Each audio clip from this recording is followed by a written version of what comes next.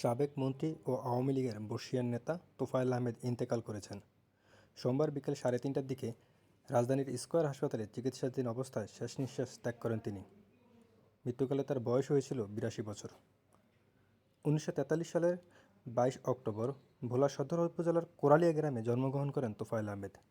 ছাত্রজীবন থেকেই নেতৃত্বের গুণাবলীর জন্য তিনি পরিচিত ছিলেন। 1967 থেকে 1969 সাল পর্যন্ত ডাকসুর ভিপি হিসেবে দায়িত্ব পালন করেন তোফায়েল আহমেদ এবং 1969-এর গণঅভ্যুত্থানে গুরুত্বপূর্ণ ভূমিকা রেখে জাতীয় পর্যায়ে আলোচনায় আসেন। মাত্র 27 বছর বয়সে 1970 সালের নির্বাচনে পাকিস্তান জাতীয় পরিষদের সদস্য নির্বাচিত হন তিনি। দীর্ঘ রাজনৈতিক জীবনে 9 বার সংসদ সদস্য নির্বাচিত হওয়ার পাশাপাশি একাধিকবার মন্ত্রীর দায়িত্ব পালন করেছেন। সোমবার বাদ মাগরিব ধানমন্ডির তাকওয়া মসজিদে প্রাঙ্গণে তার প্রথম জানাজা অনুষ্ঠিত হয়েছে।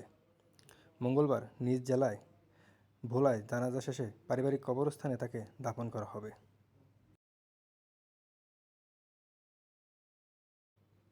তার মৃত্যুতে রাজনৈতিক অঙ্গনে শোকের ছায়া নেমে এসেছে।